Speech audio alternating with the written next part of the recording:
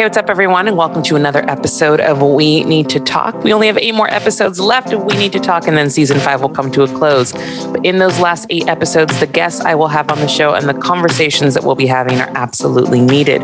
As is the case with my guest today, she is a CEO, a fashion model, and a behavioral scientist. She's passionate about paving the way for understanding the brain function of the creative mind, as well as handling conversations within companies pertaining to mental health and aspects of social justice. Through her company, Entertainment Mindest, she has worked with a number of talent agencies, production companies, fashions, and sports teams to help them optimize creativity, enhance their business practices, and encourage individual and company growth. Adaire Byerly, welcome to the show. Thank you so much. Of course, I'm really excited to talk to you because I think what you do is really fascinating and it's very unique. And I always love learning about something that I wasn't aware of. And I really am excited to talk about the purpose behind what you do. So I want to go back to the beginning before you started your company, when you were really active in your industry of modeling and you realized there was a need for what you created. Because as my listeners know, I'm a huge proponent of people becoming the thing that they didn't have and creating something where there's a hole in a field or a hole in an industry. And you're like, you know what, I'm going to be the person that creates that. And that seems very apparent that that's what you did. So what was your experience that kind of led you to go down this career path and create this company?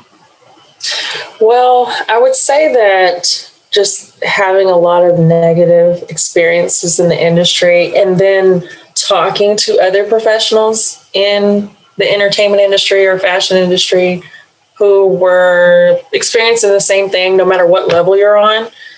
And it was just considered normal. So I could not, understand how people wanted to stay in that and continue to work. But I also saw the same results where people were being mentally exhausted or they were going into some type of mental challenges where there was depression or their anxiety would be sky high.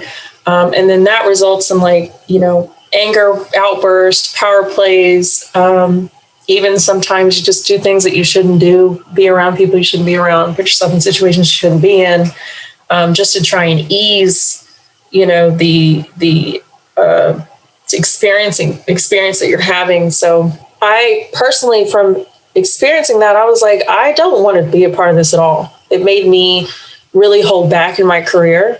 Actually, it made me have a hate for the industry. But because I was so good at what I did, I was always pulled back into it.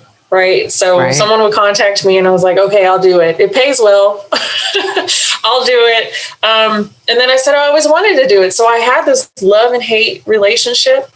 And then instead of running from it and going to my hiatuses that I always had once every couple of years, I was like, let me just do something about it. Let me just try and see if I can understand what's going on, because people are people, right? We're just in a different industry. It doesn't mean that the brain functions any differently or the body responds any differently. It's the same mechanism. It's just in another environment. So I just started looking at patterns, and then I put together my personal love for science and just dug my head into that for like 5 years. And then I branched them together. And that's what brought me to Entertainment Mindest. That's incredible. So for you, when you go into work with a company, or let's say you pitch your company to another company, what do you say? What is kind of your pitch in saying, like, this is what I can help your company accomplish or help your group of people accomplish? To be honest, I haven't had to do too many pitches, only because once I did my first teaching it was a small fashion group that I worked with. It just kind of spread really quickly. Which is incredible. Yeah. And people were like, this girl, she's doing something that hasn't really been done before. And it works. And it just seems kind of, I didn't think it would happen, because I was like, how in the world am I going to make the brain, glamorous to a world that doesn't really care about anything but external, what you have to offer, whether it's your talent or and your monetary performance value as well. Yeah. So I was like, I don't know how I'm going to do this. And plus, when you're working on the brain or even paying attention to anything internal, it can be uncomfortable, right? Just the thought of it is uncomfortable because you're like, I don't want to work on myself. I'm going to bring up stuff I don't want to deal with. So I thought I was going to have a lot of pushback, but I think my approach is I don't do a therapeutic approach because I think when people think about therapy, they have this guilt feeling afterwards, and then things come up and they're like, okay, I can't deal with this. So they just don't want to do it anymore. So I make sure I stay away from a therapeutic approach. But we always talk about things that everybody is usually experiencing, even though everybody's different, even different backgrounds and everything. I always explain the dynamic of the industry. I'll learn about the team. I'll learn about whichever sector it is, whether it's entertainment, fashion, sports, because those are a little different. And when you learn the pressures, and the speed of those industries, then you can kind of pinpoint what might be going on, at least across the board in people's minds. Because the brain, technically, everybody's brain is a little bit different, but ultimately it's wired the same. Yeah. So you're going to have a lot of the same production of hormones. You're going to have a similar response in your nervous system. So that helps explain to people why there's tension, why you're angry, why I just want to get up and quit and go away and not do this anymore, why you exhaust yourself as a creative. So I would say that I like working most with creatives. They're kind of my focus point because they're very wild and free. And they usually have a lot of trauma. Most creatives have a lot of trauma, and their expression and their gift or their talent is a way for them to cope with trauma that they've had in their life.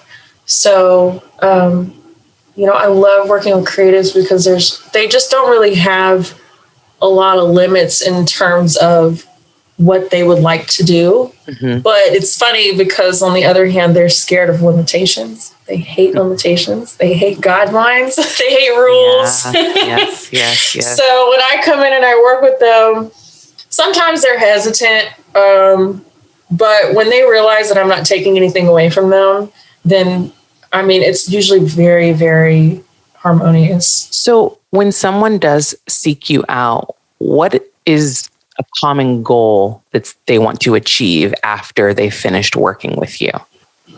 Usually, since I work with teams, it's for communication basis, or to, speed up a project or working together, like being more efficient, working together. Because when you have a team of creatives, you have a team of people who believe they can do anything. Like that one person can do everything, right? We all think that because creatives are good at solving problems. But it doesn't mean that we're good at everything. So to narrow down and find, okay, this person has this superpower. Okay, and this person has this superpower. It doesn't mean you can't do other things. It's just we're going to focus on your one superpower. So once I get everyone to identify what that superpower is, then focus on that. It seems to work great. It's really interesting. It's just tiny little things like that. I have them do exercises sometimes that help show their brain, like how their brain is responding to things. One of the things I would do, which was really cool to me, and even to them every time they do it, is when I talk about change. Okay. And I tell people that change in the brain is associated with losing something, right? So we're very hesitant to change. We don't really like change. Even if we know it's good for us, at some point we'll start getting cold feet and we'll get nervous, and it feels like, because it's unfamiliar territory, and our brain doesn't like things that we don't know. Right. So what I'll do is I'll have two people face each other, or everybody in the room face each other, same person 3 times. And each time I tell them to change something on them. And 9 times out of 10, they don't change anything. They just take something away. So that is a representation of how our mind subconsciously, takes in what change is. It means that we lost something or that we're losing something. So, and we don't even think about it like that. Yeah. We don't think about it at all. And we always talk about change and progress and, progression, even with society and racial issues, like everything's changing, it's getting better, but really the brain associates change with a negative result. So it's just interesting. I like to show people things like that, and it usually helps them understand. Understanding is really the key to healing everything. Absolutely. And I love, first of all, I do love that exercise. I think that I could see how that would be very, very powerful and very useful to teams. But even when you're talking about, people are afraid of change with society and they associate it with something negative, when we make progress, that's what we talk about progressive and conservatives. Like conservatives, they want to conserve what they already know because it's what they're comfortable with and what they're used to. And progressives want to move forward with change because they think that will be better. And I wonder, like, it would be amazing if you could just do this with the whole country, your exercises, so that we could just, get to a point of unity in some way. But I wonder how you can effectively do that when it comes to social change. Have you had to do, any kind of diversity workshops or training in terms of that for companies, in terms of, getting people used to the change of the makeup of their companies? I haven't done it, but me and my neuroscientists and the psychologists I work with, we have all studied it deeply. We've all kind of come up with how we would approach it.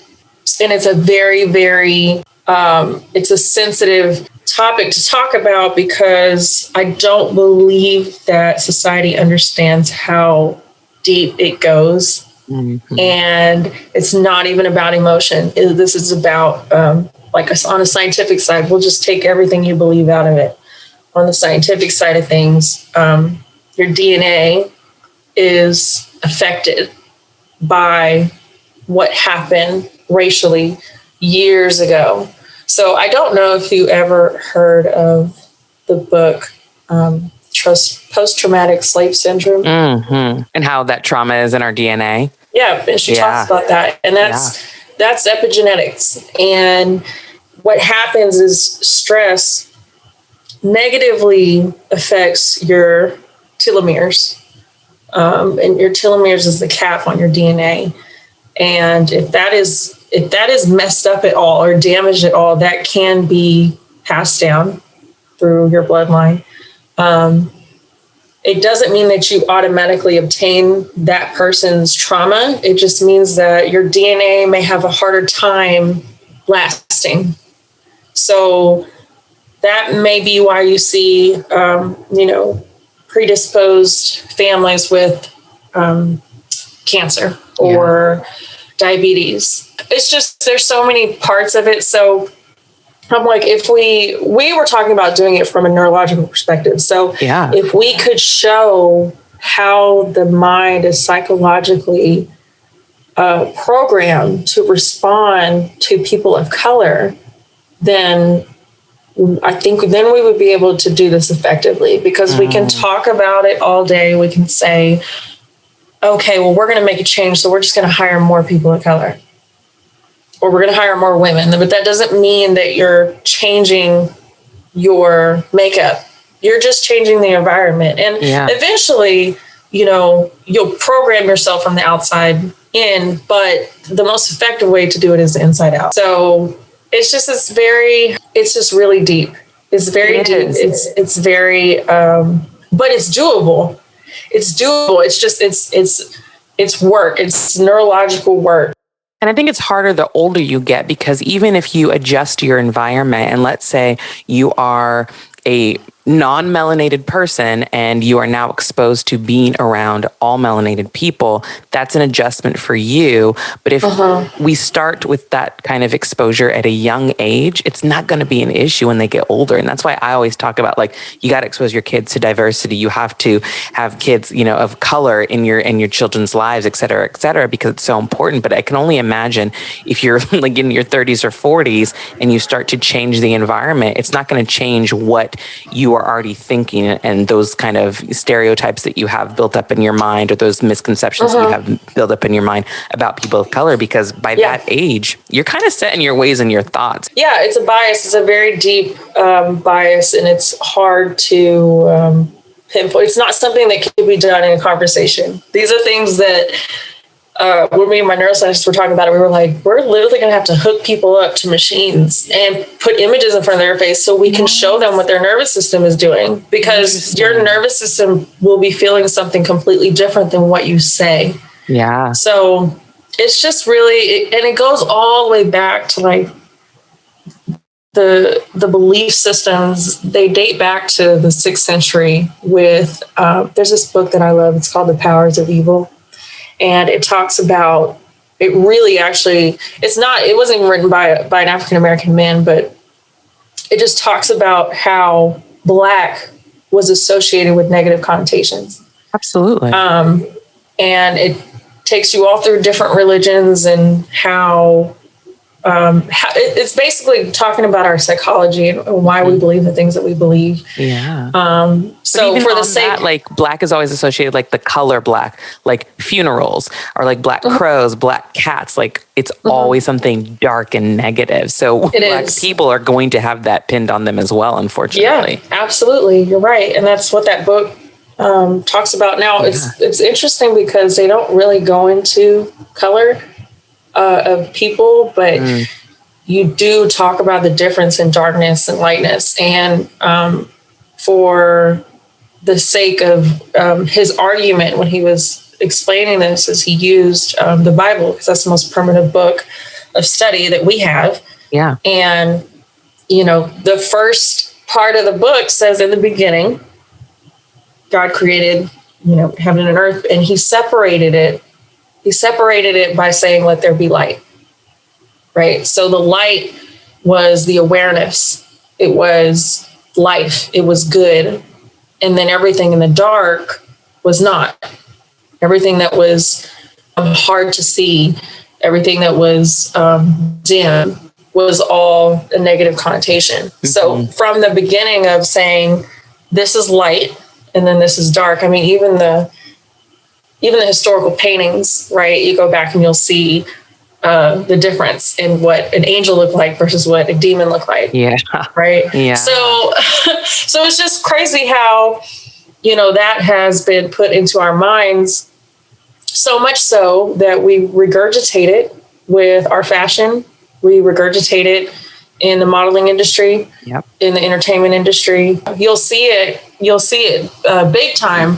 So it's crazy that people don't, you have to like break all that down. And then people are like, oh, I never thought about that. And I was like, yeah, because it's really, really, really deep. It is. We've been doing this for a long, long, long, long time. But when you get into kind of the root of certain problems and certain issues, and you're trying to cultivate these, I mean, it does create a positive and a better environment, right? Even though environment isn't it's the surface, right? What has been the biggest pushback that you may have received in the work that you're doing in trying to create a more positive environment and understanding other people, how they work, their practices, and so on and so forth? Ooh, the biggest pushback. The hardest thing for me is people who, and it's not a lot of people, but every now and then you run into these people that have these power complexes.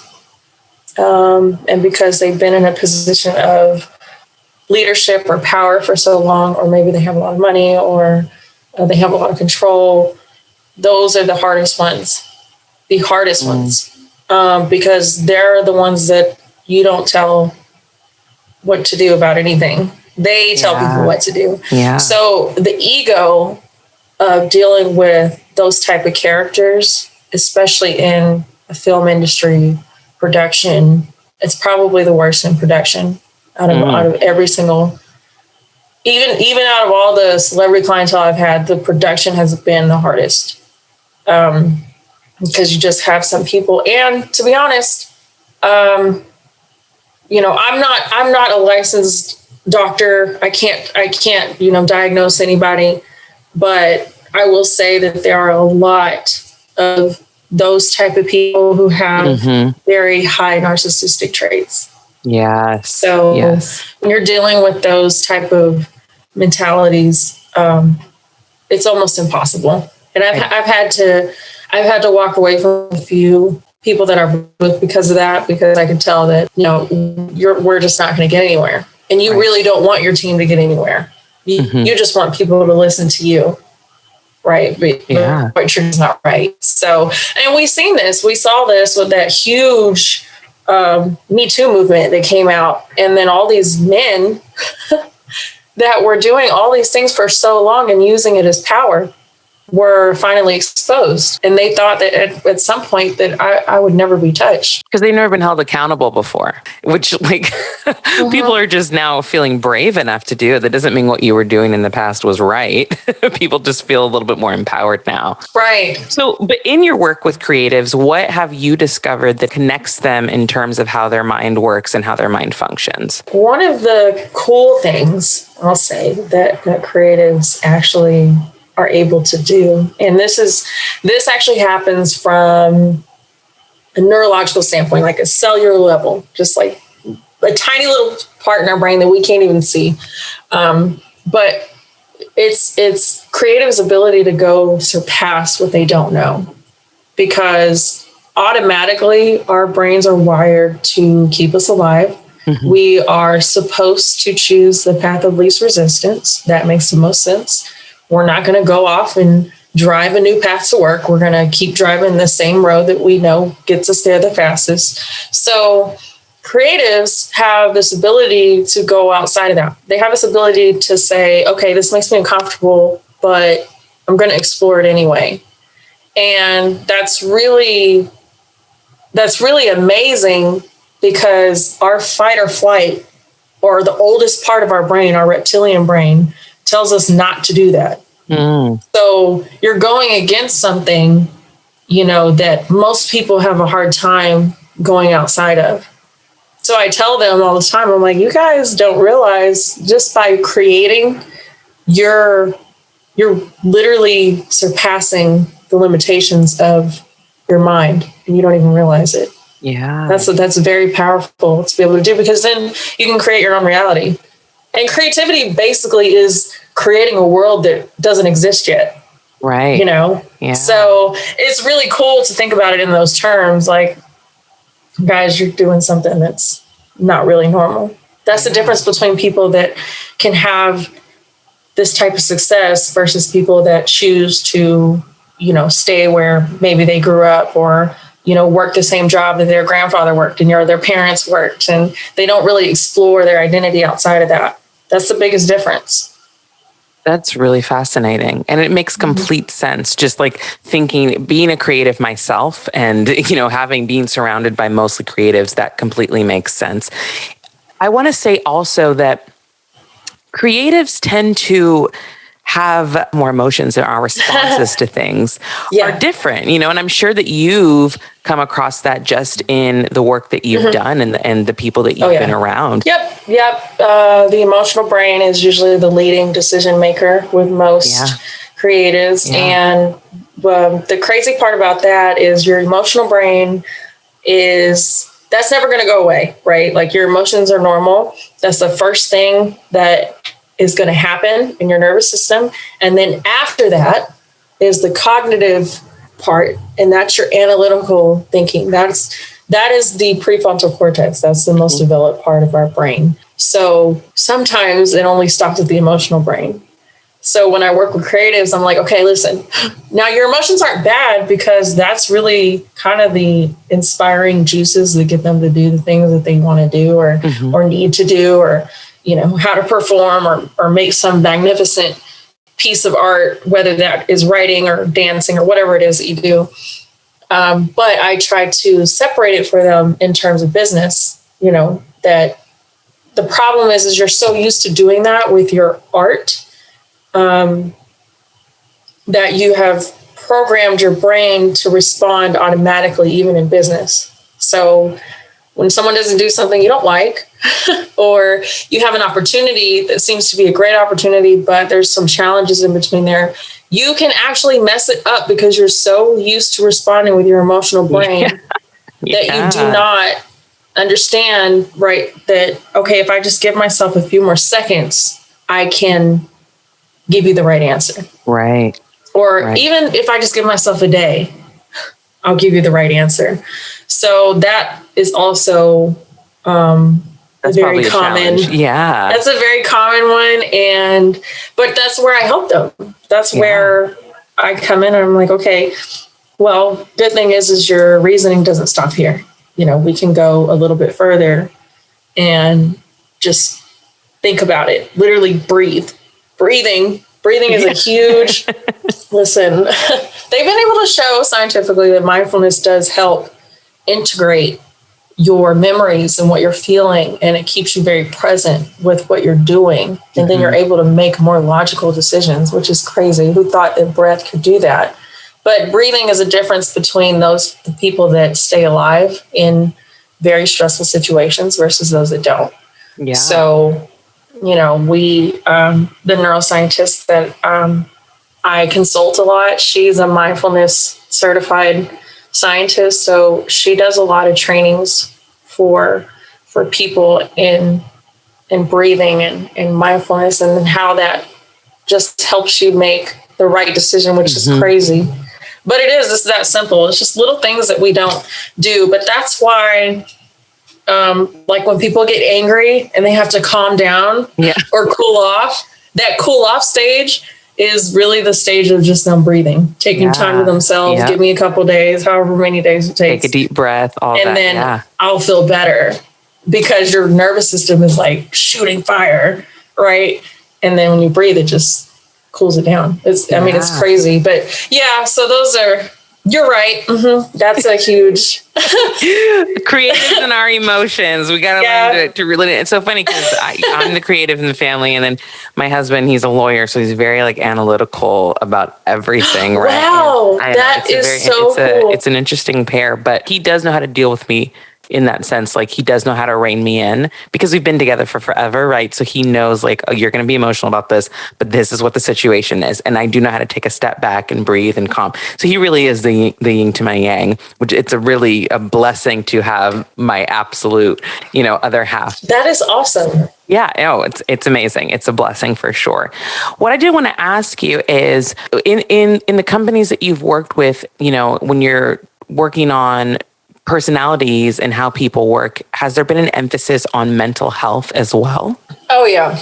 So in regards to mental health, which is not, I really don't like the word, because the word is associated with something's wrong with you, right? Yeah. So when we talk about it, I still use the word because I know that that's what society helps until we find something new about. But I'll try to say stuff like, like mental wellness or something. That way people don't automatically feel guilty. Because for some reason, when you say mental health, there is just this negative connotation on it. There is, it's just not really truly understood. But because of that, I would say it's probably a leading factor, especially dealing with creatives and really anybody in these type of fast-paced industries. People don't think about that. People don't think that, what you experience all the time can actually develop mental challenges, and that can turn into depression, that can turn into anxiety. And these things are just an imbalance of hormones. Really, that's all it is. It's just certain hormones stop being produced at the level they're used to, and then you will literally feel bad and you won't know why. But so I would say anxiety is the number one thing that I see common in workplaces, just because usually the productivity and then the requirements, like there's always, you just have to give, even if you don't feel like it. Right. So, and you see that in any industry, you see it in any industry. But yeah, I work with people that tell me so many things, like whether I deal with ADHD or I deal with severe depression or clinical depression, post-traumatic stress disorder. That's a really common one. There's a lot of people that have PTSD, and it can be from anger. It could be from whatever it is you've experienced. So you have just think about this, right? You have all these different people coming with all these different experiences, and they all have these different mental challenges. So the mental health bucket is like large, and to help people understand what's going on in their brain when that's taking place, because there are some things you can do to help hack anxiety or help hack depression. For sure.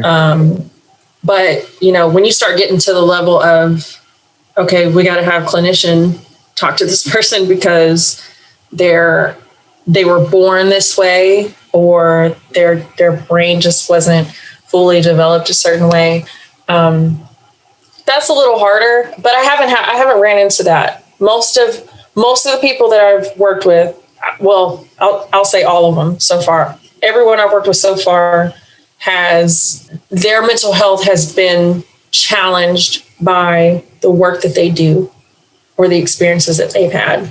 So they'll notice a difference in themselves, and they'll say, like, I don't feel the same, or I can't do the same things like I used to. So, but when we talk about